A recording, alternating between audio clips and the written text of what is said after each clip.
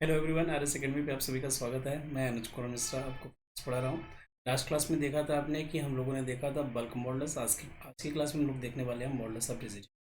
Bulk models की बात करें तो बल्क मॉडल्स जो है वो आपने देखा था, ये रेशियो था volumetric stress upon volumetric strain. लेकिन वॉल्यूमेट्रिक स्ट्रेस का कोई फिजिकल सिग्निफिकेंस नहीं होता, और वहाँ पे हम यही यूज करते हैं कि normal stress the volumetric strain. तो जो नॉर्मल स्ट्रेस था वो प्रेशर के बराबर था, तो इसीलिए हमने उसको प्रेशर से भी रिप्लेस कर दिया था। फाइनली हमारे पास रिलेशंस आ गया था बल्क मॉडल्स के लिए। तो आज की क्लास में हम लोग देखने वाले हैं मॉडल्स ऑफ रिजिडिटी। और एक बार हम सभी इलास्टिक कांस्टेंट को जब पढ़ लेंगे, जैसे कि हमने यंग्स मॉडल्स देख रखा है, हमने बल्क मॉडल्स देख रखा है, और आज मॉडल्स ऑफ रिजिडिटी देख रहे हैं। नेक्स्ट क्लास में जब हम पॉइजन्स रेशियो कंप्लीट कर लेंगे तो इन चारों कांस्टेंट के बीच में हम कुछ सिमिलरिटीज़ देखेंगे, और क्या इनमें बेसिक डिफरेंस हैं, और कैसे मतलब इन्हें हम डिफाइन कर सकते हैं। एक साथ कम्युलेटिव डिफिनेशंस भी देखेंगे। चलिए आज की क्लास को मैं स्टार्ट करता हूँ। तो मॉडल्स ऑफ रिजिडिटी की मैं बात करूँगा। मॉडल्स ऑफ रिजिडिटी क्या है, तो आप कहेंगे within the elastic limit the ratio of tangential stress to the shear strain is called modulus of rigidity. देखिए, इसे डिफाइन करने के लिए हम क्या कर सकते हैं, हम सबसे अच्छा बेस्ट एग्जांपल हमारे पास यही होगा कि हम एक ट्रायंगल ले लें। क्या ले लें? ट्रायंगल। या फिर कह सकते हैं एक हम रेक्टेंगल ले लें, और रेक्टेंगल हमने ये कोई रेक्टेंगल माना, और इस रेक्टेंगल को मैंने कर दिया कि बॉटम पे मैंने फिक्स कर दिया। बॉटम पे क्या कर दिया? फिक्स कर दिया। समझिएगा, बात को समझिएगा, बहुत ज़्यादा आसान है। तो हमने क्या किया कि एक हमारे पास ए, क्या हो गया? ए, ये हमारे पास क्या है? बी, ये क्या है? सी, और ये है डी। बॉटम पे हमने क्या कर दिया? फिक्स कर दिया। बॉटम पे हमने क्या कर दिया? फिक्स कर दिया। तो इसके टॉप फेस से मैं क्या कर रहा हूँ, इस पर एक फोर्स एफ लगा रहा हूँ। क्या लगा रहा हूँ? फोर्स एफ लगा रहा हूँ। तो इस फोर्स को अपोज करने के लिए बॉटम पे भी एक रिएक्शन फोर्स आएगा, जिसे हम एफ बोल रहे हैं। तो ये क्या कर रहा है? एक नए पोजीशंस पे शिफ्ट हो जाएगा, एक न्यू पोजीशंस पे शिफ्ट हो जाएगा। बॉटम फिक्स है, इसलिए बॉटम फेस पे तो कोई भी शिफ्टिंग नहीं होगा, बॉटम फेस में कुछ भी चेंजेस नहीं होगा, ये पूरी तरह से फिक्स है। टॉप फेस जो है वो थोड़ा सा थीटा एंगल टिल्ट हो जाएगा। तो ये एक नए पोजीशन से पहुंच गया, जैसे हमने बोला बी डैश, और ये एक नया एंगल है, इसको हमने क्या बोला? C dash. ये जो एंगल है, इस एंगल को हम क्या बोलते हैं? थीटा। इस एंगल को हम क्या बोलेंगे? थीटा। तो ठीक है, तो ये हमारे पास आ गया। इनिशियली में हमारे पास, या फिर आप कह सकते हैं कि हमने कह सकते हैं हम consider a cubical box having dimensions, या फिर कह सकते हैं having the shapes A B C D. Initially after applying the force F, it tilted to a new positions, that is a b dash c dash d। और ये किस angle से tilt हुआ है? ये थीटा एंगल से tilt हुआ है। तो ठीक है, तो यहाँ पर हमने देखा कि ये जो टॉप फेस है ना, ये एक्चुअली में इसे हम और थोड़ा सा अच्छे से समझने के लिए इसमें हम क्या कर सकते हैं कि एक हम क्या कर सकते हैं कि एक क्यूब को समझ लीजिए। क्यूब मैं दिखाता हूँ आपको यहाँ पे, एक क्यूबिकल शेप में ले रहा हूँ और मैं बना के दिखा।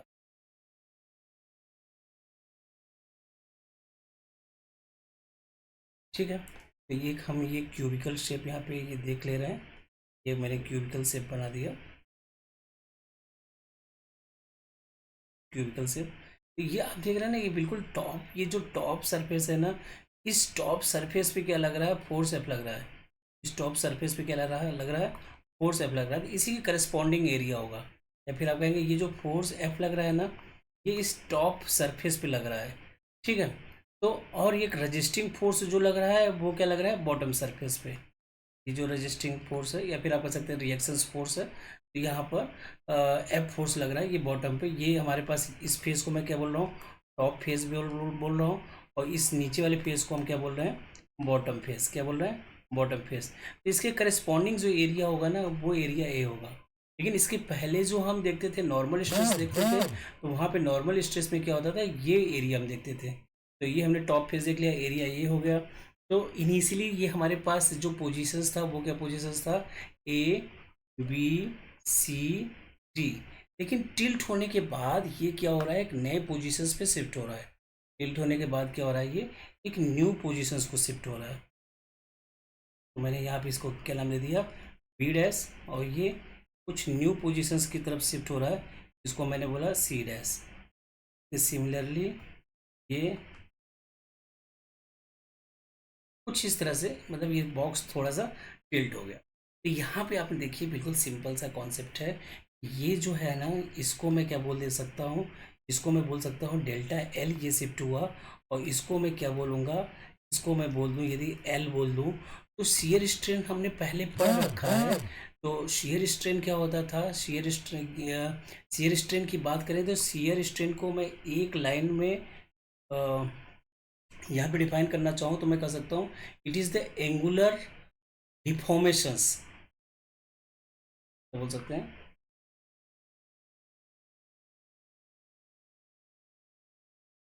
शियर स्ट्रेन, शियर स्ट्रेन को आपने लास्ट मतलब इस प्रीवियस लेक्चर में देख रखा है, उसे हम थीटा या फाई से डिनोट कर रहे हैं।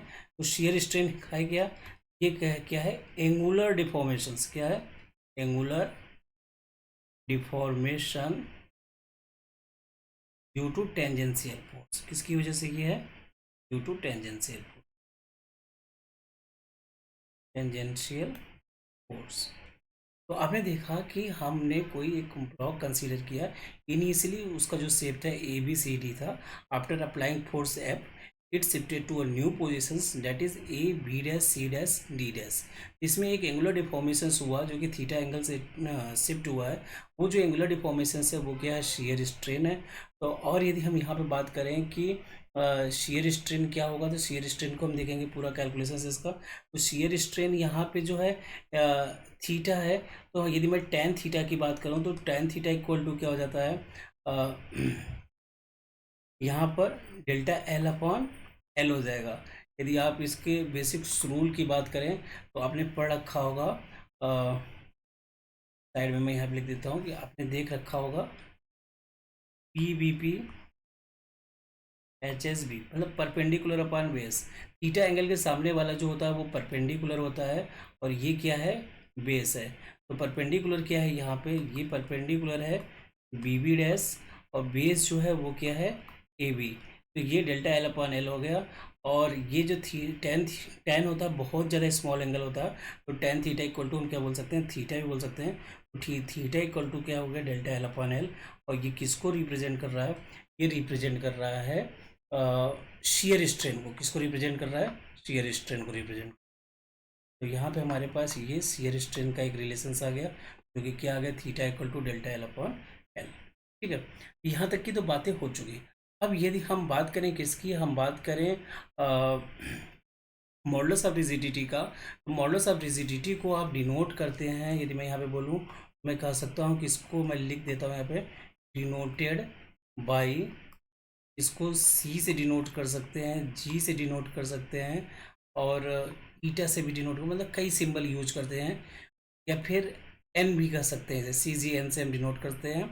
और मॉडुलस ऑफ रिजिडिटी को हम दूसरा पॉइंट बोले कि ये और भी कुछ नामों से जाना जाता है, also known as shear modulus. क्या कह सकते हैं, also known as shear modulus. इसे एक और नाम से जानते हैं। यदि आपसे पूछ लीजिए व्हाट इज शियर मॉडुलस, तो आप कहेंगे shear modulus is nothing, it is just a modulus of rigidity which is the ratio of tangential stress to the shear strain. ठीक है, इसे शियर मॉडुलस के भी नाम से जानते हैं, इसे सी जी एन से डिनोट करते हैं। ठीक है, यहाँ तक की बात आपने देखा। नेक्स्ट यदि मैं नोट में एक पॉइंट बोलना चाहूँ तो मैं कह सकता हूँ it is a property of material. क्या है, it is a property of a material. ये एक मटेरियल की प्रॉपर्टी है। और अब यदि मैं शियर स्ट्रेस को यहाँ पे मैं यदि आपसे बोलूँ कि मैं जी से यदि डिनोट कर रहा हूँ, तो जी इक्वल टू क्या हो जाएगा, टेंजेंशियल स्ट्रेस, या फिर इसे शियर स्ट्रेस के भी नाम से जानते हैं। टेंजेंशियल स्ट्रेस को यदि एक और नाम से यदि आप जानना चाहें तो इसे हम शियर स्ट्रेस भी बोलते हैं। क्या बोलते हैं, शियर स्ट्रेस। तो मैं यहाँ से लिख देता हूँ, ये क्या हो गया, tangential stress upon shear strain, या फिर आप कह सकते हैं shear stress upon shear strain, या फिर tangential stress upon shear strain. तो जी इक्वल टू, यहाँ पे टेंजेंशियल स्ट्रेस को आप किससे डिनोट करते हैं, टाउ से, और शीयर स्ट्रेस को मैंने किससे यहाँ पे बोला आपको, थीटा से डिनोट करते हैं। जी इक्वल टू क्या हो गया, टाउ बाई थीटा हो गया। क्या हो गया ये, टाउ बाई थीटा। ये हमारे पास मॉडुलस ऑफ रिजिडिटी आ गया। तो मॉडुलस ऑफ रिजिडिटी बहुत ही सिंपल है। Within the elastic limit the ratio of tangential stress या फिर shear stress to shear strain is known as modulus of rigidity. It is denoted by C G N, also known as shear modulus, and it is the property of material। तो आपने consider किया कोई block A B C D है, उस पर आपने tangential force F लगाया, जिसकी वजह से वो थीटा एंगल ट्विस्ट होता है। ये जो थीटा एंगल डिफॉर्मेशन है ना, यही शियर स्ट्रेन है।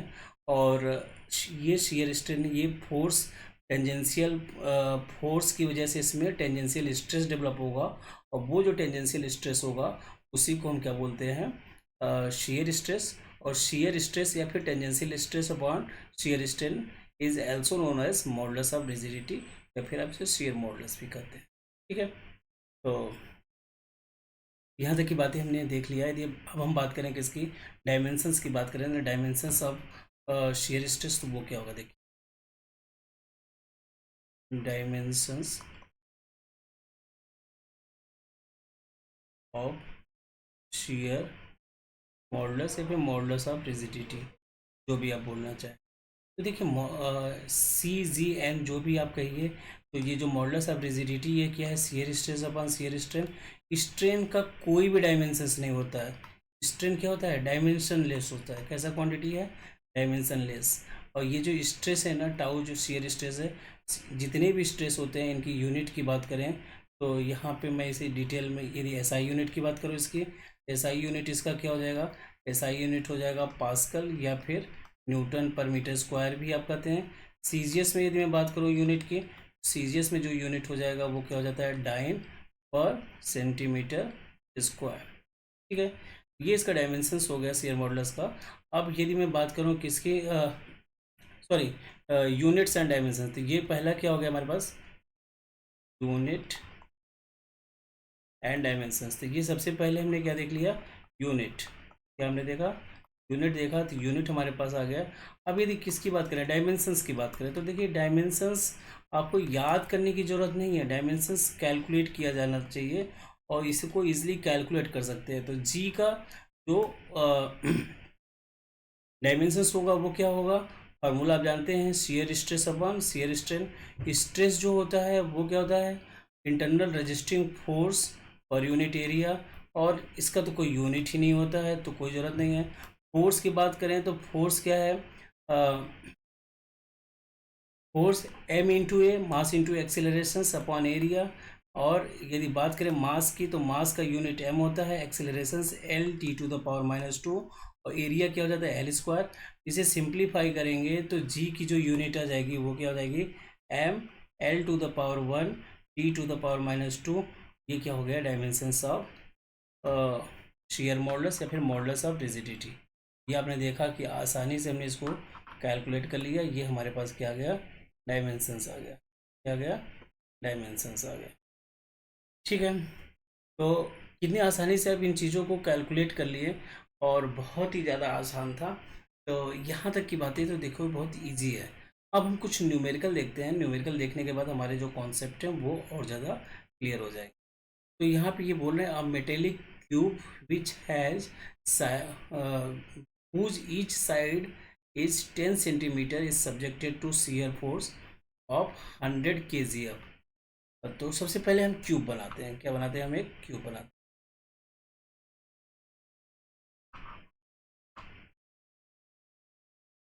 एक हमने क्यूब बनाया, यहाँ पे हमने कंसीडर,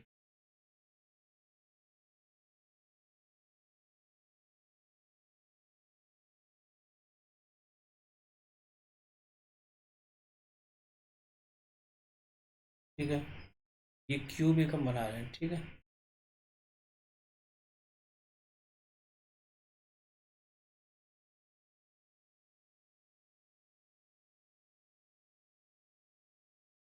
ये 3D थोड़ा सा आप लोगों को देखना है, एज्यूम करना है, ये समझना पड़ेगा।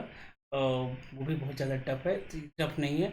ये हमने देखा कि ये मैंने मान लिया कि इसकी जो हाइट है वो क्या है 10 सेंटीमीटर, और इसकी जो विड्थ है वो भी कितना है 10 सेंटीमीटर। दोनों क्या है 10 सेंटीमीटर है। और आपने कहा कि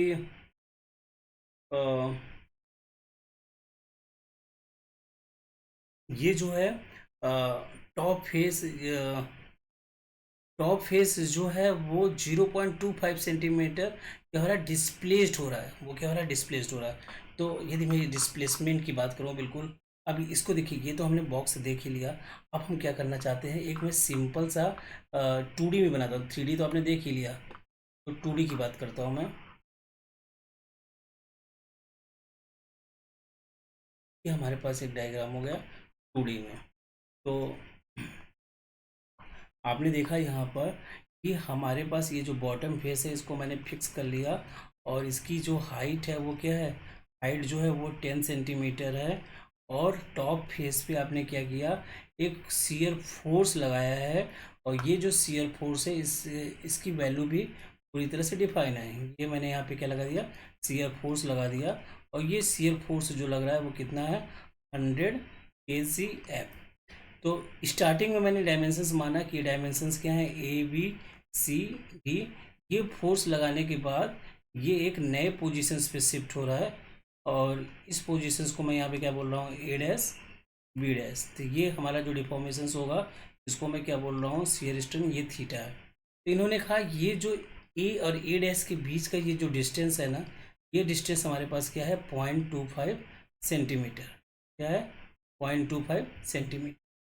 तो इन्होंने कहा कि अब कैलकुलेट करो शियर स्ट्रेस, शियर स्ट्रेन और शियर मॉडुलस। तो अब यदि मैं ये 10 है, ये 10 है, ये 10 है, और जो हमारा शियर फोर्स लगेगा ना वो बिल्कुल किस पे लग रहा है, टॉप पे लग रहा है ये force.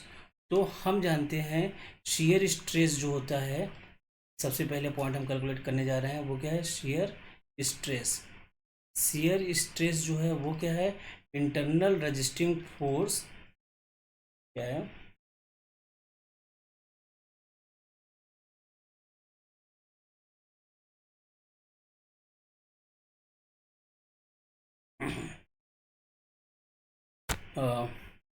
Internal resisting force upon area. Internal resisting force की यदि मैं बात करूं तो यहाँ पे इंटरनल रजिस्टिंग फोर्स में गिवन डेटा में दिया गया है, मैं यहाँ पे लिख लेता हूँ गिवन डेटा आर। क्या क्या डेटा दिया गया है, तो फोर्स जो दिया गया है वो कितना दिया गया है 100 kgf। इसे न्यूटन में चेंज करेंगे तो 100 × 9.8, तो ये हमारे पास क्या हो जाएगा न्यूटन पर ये 100 × 9.8, ये किस में कन्वर्ट हो गया न्यूटन में कन्वर्ट हो गया।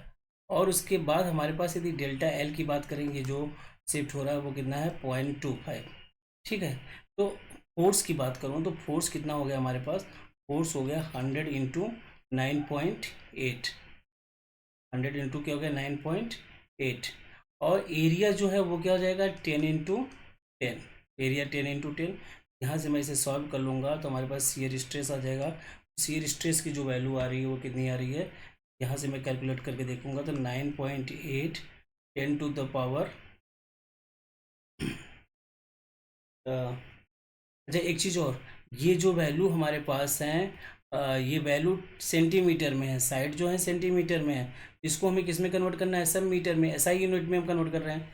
तो हमारे पास ये जो है ये कितना हो गया 10 सेंटीमीटर इज इक्वल टू कितना हो जाएगा 0.10 मीटर।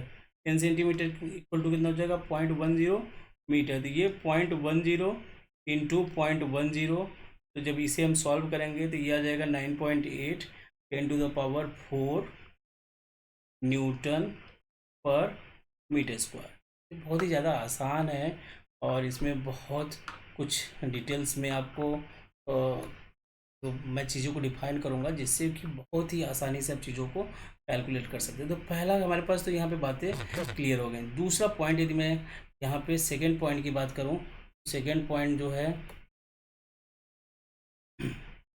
सेकेंड पॉइंट ये हमसे पूछा क्या जा रहा है यहाँ पे, वो पूछा जा रहा है शेयर स्ट्रेन का, इसकी बात हो रही है, शेयर स्ट्रेन। तो शेयर स्ट्रेन थीटा होता है, और आपने देखा इसे डेल्टा एल अपॉन एल आपने बोला। तो डेल्टा एल जो है क्या है, 0.25 सेंटीमीटर की बात हो रही है।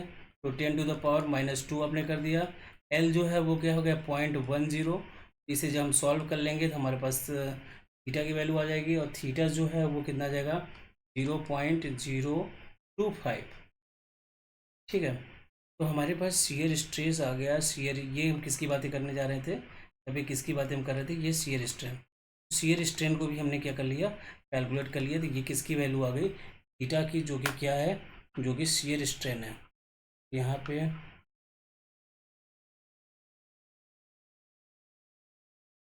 तो शेयर स्ट्रेन हमारे पास जो वैल्यू आ गया, वो वैल्यू कितना आ गया, थीटा इक्वल टू 0.25। ठीक है। अब हमारे पास लास्ट में जो हमें कैलकुलेट करना है वो है मॉडुलस ऑफ रिजिडिटी। तो थर्ड पॉइंट जो है वो क्या है, मॉडुलस ऑफ रिजिडिटी या शियर मॉडुलस कैलकुलेट करना है। क्या कैलकुलेट करना है, मॉडुलस ऑफ रिजिडिटी, या फिर आप बोलिए शियर स्ट्रेस। तो जी इक्वल टू क्या हो जाता है, shear stress. G equal to क्या हो जाएगा, shear stress upon shear strain. Shear stress की वैल्यू कितनी निकाली आपने, 9.8 10⁻⁴। तो आपने क्या कर दिया यहाँ पे, 9.8 10⁻⁴। थीटा की वैल्यू जो आपने कैलकुलेट किया है वो कितना कैलकुलेट किया है, वो 0.025, 0.025। इसे कैलकुलेट कर देंगे, हमारे पास जी की वैल्यू आ जाएगी। इसे कैलकुलेट करने के बाद हम इसे देखेंगे तो ये क्या हो जाएगा, 3.92 10⁻⁶ न्यूटन पर मीटर स्क्वायर। बाकी मैं कैलकुलेशंस करना आपको सिखाऊंगा। कैलकुलेशंस करना बहुत ही ज़्यादा आसान है। फिलहाल आप थोड़ा सा अपने तरीके से कैलकुलेशंस कीजिए, क्योंकि अभी मैं बता दूंगा तो उसकी इम्पोर्टेंस नहीं समझ में आएगी।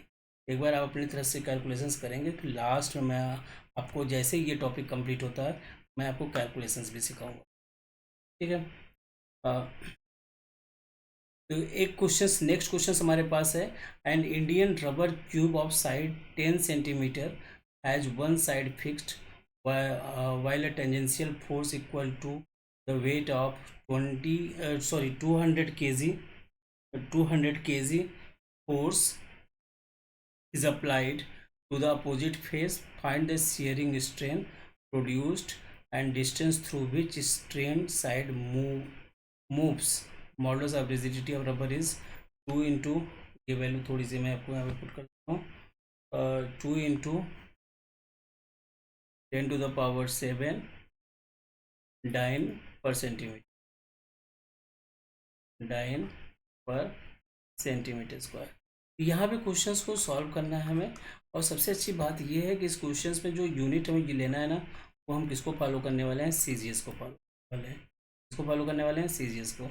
सबसे पहले इन्होंने क्यूब की बात की है जिसका 7 सेंटीमीटर साइड है। तो मैं एक क्यूब बना लेता हूँ। सबसे पहले क्यूब बना लेते हैं। क्यूब बनाने के बाद हम क्यूब को 7 सेंटीमीटर साइड का देखेंगे।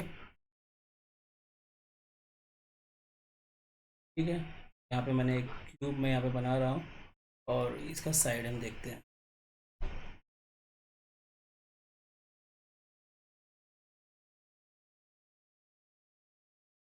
ये हमारे पास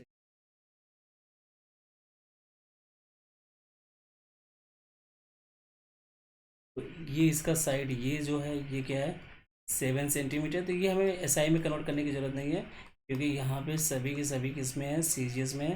ये भी 7 सेंटीमीटर, सभी साइड जो है 7 सेंटीमीटर के हैं। ठीक है। तो इन्होंने कहा कि टेंजेंशियल फोर्स बिल्कुल क्या लग रहा है, टॉप पे लग रहा है। टेंजेंशियल फोर्स क्या लग रहा है, बिल्कुल टॉप पे लग रहा है। तो यहाँ पे बिल्कुल टॉप फेस पे मैंने क्या लगा दिया, टेंजेंशियल फोर्स लगा दिया, एफ, जो कि क्या है, 200 kgf के बराबर है। तो मैंने क्या लिख दिया, 200 kgf फोर्स। ठीक है। फिर आपको क्या करना है, शियर स्ट्रेन क्या प्रोड्यूस्ड होगा उसकी वैल्यू आपको निकालनी है, और आपको क्या निकालना है, डिस्टेंस। क्या निकालना है, डिस्टेंस भी निकालना है। तो ये क्वेश्चंस में अब फाइंड आउट क्या करना है, फाइंड आउट की यदि हम बात करें तो यहाँ पे हमें थीटा क्या होगा वो निकालना है। फिर हम डेल्टा एल क्या है वो निकालना है। ये दो बातें हमें यहाँ पे कैलकुलेट करनी है। बाकी सब चीज़ें हमें क्या है दिया गया है। ये तो हमें कैलकुलेट करना है। गिवन डेटा की मैं बात करूँ, गिवन डेटा क्या क्या दिया गया उसकी भी एक बार हम देख लेते हैं।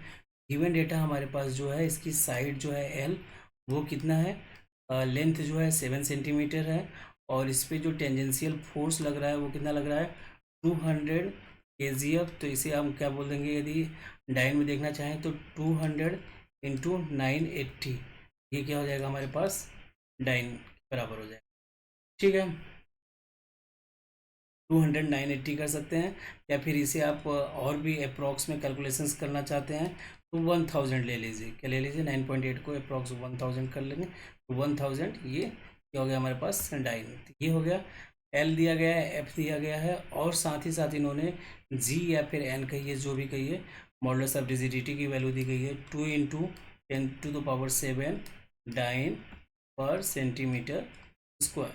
ये वैल्यू हमें दिया गया है। अब सबसे पहली बात मैं करने जा रहा हूँ कि इसकी शियर स्ट्रेन की। तो शियर स्ट्रेन जो हमें फर्स्ट पॉइंट है, सेकंड पॉइंट डेल्टा है, शियर स्ट्रेन निकालता हूँ।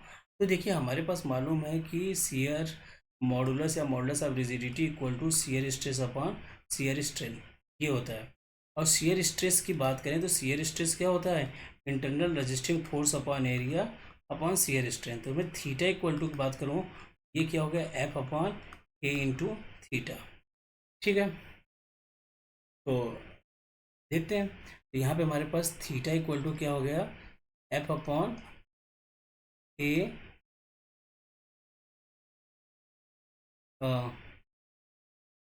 ये थीटा अपने उधर, एफ अपॉन ए, ये ए जी हो जाएगा, एफ अपॉन ए जी। ठीक है, तो